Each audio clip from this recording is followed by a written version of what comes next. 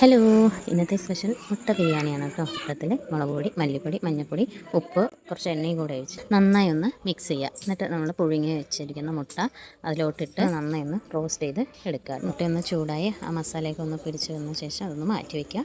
കുക്കറിലാണ് നമ്മൾ ബിരിയാണി ഉണ്ടാക്കാൻ പോകുന്നത്. അപ്പോൾ അതിൽ തന്നെ എണ്ണ ഒഴിച്ച് മസാലകളെല്ലാം ഇട്ട് ഗ്രാം മസാലകളെല്ലാം ഇട്ടു.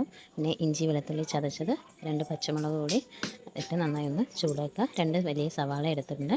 ഉള്ളി നന്നായി വഴറ്റി വന്ന ശേഷം നമ്മളൊരു ഉരുളക്കിഴങ്ങ് കൂടി ചേർത്തിട്ടുണ്ട് കേട്ടോ. അപ്പോൾ അതൊന്ന് നന്നായി മിക്സ് ചെയ്ത് എടുക്കുക. പിന്നെ 2 തക്കാളി അരച്ചൊഴിക്കുകയാണ്. അപ്പോൾ അതും കൂടെ നന്നായി ഒന്ന് ഒഴിച്ച് മിക്സ് ചെയ്യുക. എന്നിട്ട് നമ്മൾ ആവശ്യത്തിന് എരിവിനാവശ്യമായ മുളക് പൊടി, മല്ലിപ്പൊടി, ഗരം മസാലപ്പൊടി, ബിരിയാണി മസാലയും കൂടെ ഇട്ട് നന്നായി ഒന്ന് മിക്സ് ചെയ്ത് എടുക്കുക. ബിരിയാണി റൈസ് ഒരു 10 മിനിറ്റ് വെള്ളത്തിൽ കുതിർത്ത് വെച്ചിട്ടുണ്ട്. അത് നമ്മൾ ചേർക്കുക. 3 ഗ്ലാസ് അരിയാണ് എടുത്തിരിക്കുന്നത്. അരിയിട്ട് നന്നായി ഒന്ന് മിക്സ് ചെയ്ത് എടുക്കുക. എന്നിട്ട് 3 ഗ്ലാസ് വെള്ളം ഒഴിച്ച് നന്നായി ഒന്ന് മിക്സ് ചെയ്ത് ആവശ്യത്തിന് ഉപ്പിട്ട് മല്ലിയിലയും കൂടെ ചേർത്ത് റോസ്റ്റ് ചെയ്ത മുട്ടയും കൂടെ ചേർത്ത് അടച്ച് വയ്ക്കുക.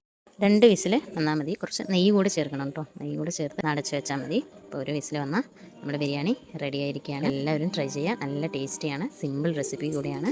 എല്ലാവർക്കും ഇഷ്ടപ്പെടും. ട്രൈ ചെയ്യുക.